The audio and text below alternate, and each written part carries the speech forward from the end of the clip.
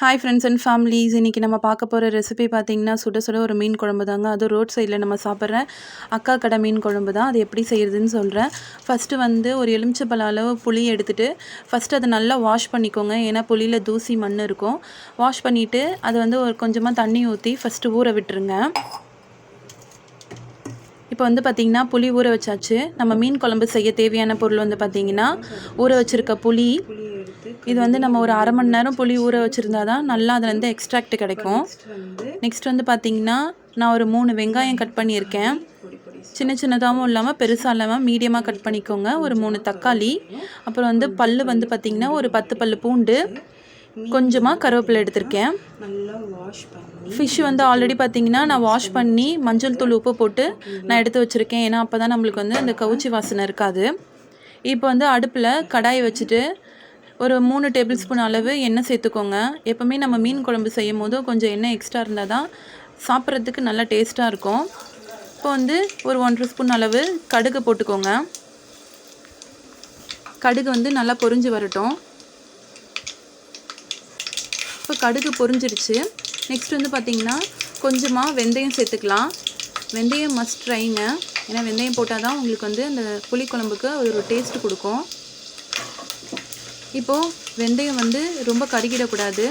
உடனே வந்து பார்த்திங்கன்னா நம்ம கொஞ்சமாக சோம்பு சேர்த்துக்கலாம். சோம்பு நிறைய போடாதீங்க, சும்மா ஜஸ்ட்டு கொஞ்சமாக ஒரு தாளிப்புக்கு போட்டுக்கோங்க. இப்போது நம்ம வச்சுருக்க பூண்டும் கருவேப்பிலையும் சேர்த்துக்கலாம். இது கொஞ்சமாக வதக்கி விட்டுக்கோங்க. பூண்டு லைட்டாக கொஞ்சம் வதங்கினாலே போதும், ரொம்ப வதங்கணும்னு அவசியம் இல்லை. இப்போ வந்து பார்த்திங்கன்னா நம்ம கட் பண்ணி வச்சுருக்க வெங்காயத்தை சேர்த்துக்கலாம். வெங்காயம் சேர்த்து நல்லா வதக்கிக்கோங்க. ரொம்ப கோல்டனாக ஆகணும்னு அவசியம் இல்லை. ஏன்னா மீன் குழம்புக்கு கொஞ்சம் நறுக்கு முறுக்குன்னு அந்த குழம்புக்கு இருந்தால் சாப்பிடும் போது நல்லாயிருக்கும். இப்போ வந்து பார்த்திங்கன்னா நம்ம வெங்காயம் வதங்கிறதுக்கு தேவையான அளவு கல்லுப்பு சேர்த்துக்கலாம். மீன் குழம்புலாம் செய்யும் போதும் தூள் உப்பை விட கல்லுப்பு நீங்கள் சேர்த்திங்கன்னா டேஸ்ட் அது ஒரு வித்தியாச டேஸ்ட்டு கொடுக்குங்க.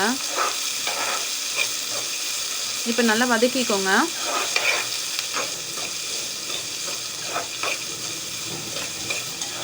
பார்த்திங்கன்னா வெங்காயம் வந்து இப்போ நல்லா வதங்கி வந்துருச்சு. ரொம்ப வதங்கலை பார்த்திங்களா, ஒரு முக்காவாக வதங்கினா போதும். இப்போ வந்து நம்ம கட் பண்ணி வச்சுருக்க தக்காளி சேர்த்துக்கலாம். தக்காளி சேர்த்து நல்லா வதக்கிக்கோங்க. இப்போ கொஞ்சமாக மஞ்சள் தூள் சேர்த்துக்கலாம். ஏன்னா மஞ்சள் தூள் முன்னாடி சேர்க்கறதுனால நம்மளுக்கு அந்த பச்சை வாசனை இருக்காது. இப்போ மஞ்சள் தூள் சேர்த்துட்டு நல்லா வதக்கிக்கலாம்.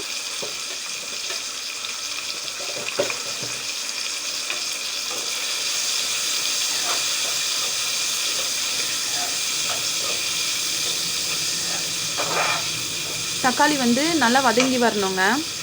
தக்காளி முழுசாக இருக்கக்கூடாது. அதனால் நல்லா தக்காளியை வதக்கிக்கோங்க.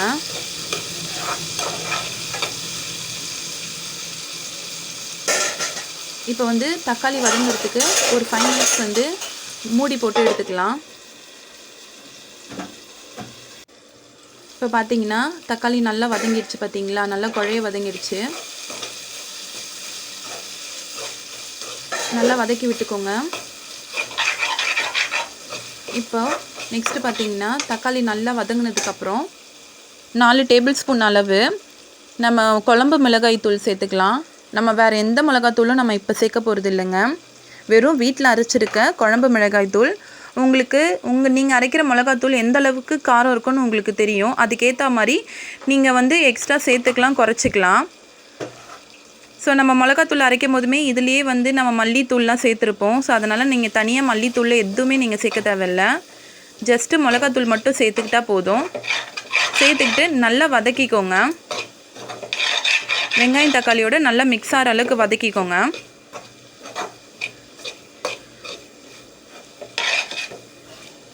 இப்போ பார்த்திங்கன்னா நல்லா வதக்கியாச்சு. நம்ம கரைச்சி வச்சுருக்க புளி தண்ணியை இதில் சேர்த்துக்கலாம். நான் ஊற வச்சுருக்க புளியை ஆல்ரெடி கரைச்சி வச்சுருந்தேன். இப்போ அதை நம்ம சேர்த்துக்கலாம். இப்போ நல்லா மிக்ஸ் பண்ணிக்கோங்க. ஏன்னா மசாலாலாம் வந்து அங்கங்கே மொத்தமாக இருக்கும். நல்லா மிக்ஸ் பண்ணிவிட்டு உப்பு இருக்கான்னு செக் பண்ணிக்கோங்க.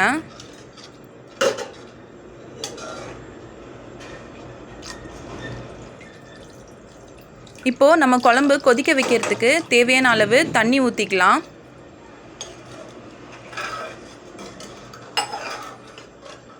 இப்போ தண்ணி ஊற்றியாச்சு. உப்பும் நம்ம வந்து சரி பார்த்துக்கலாம். இப்போ உப்பு கம்மியாக இருக்கிறதுனால நான் கொஞ்சமாக கல் உப்பு சேர்த்துக்கிறேன். அவ்வளோதாங்க. இப்போ மூடி போட்டு நம்ம அந்த மிளகாத்தூள் வாசனை, புளி வாசனை, இது எல்லாமே இந்த பச்சை வாசனை எல்லாமே போகிற அளவுக்கு நல்லா கொதிக்க விட்டுக்கலாம். ஒரு 10 மினிட்ஸ் நல்லா கொதிக்கணும். மீடியம்லேயே கொதிக்க வைங்க. பார்த்திங்கன்னா குழம்பு வந்து நல்லா கொதிச்சு வந்துருச்சு. இப்போ வந்து நம்ம என்ன பண்ணலாம், ஆல்ரெடி நம்ம வாஷ் பண்ணி வச்சுருக்க மீனை வந்து சேர்த்துக்கலாம்.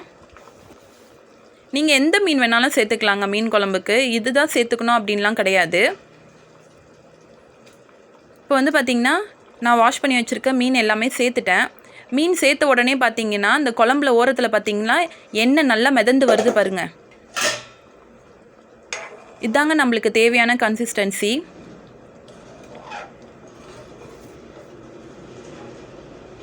நல்லா நம்ம மீன் சேர்த்த உடனே நல்லா அந்த எண்ணெய்லாம் நல்லா பிரிஞ்சு நல்லா கொதிக்க ஆரம்பிக்குது பார்த்திங்களா.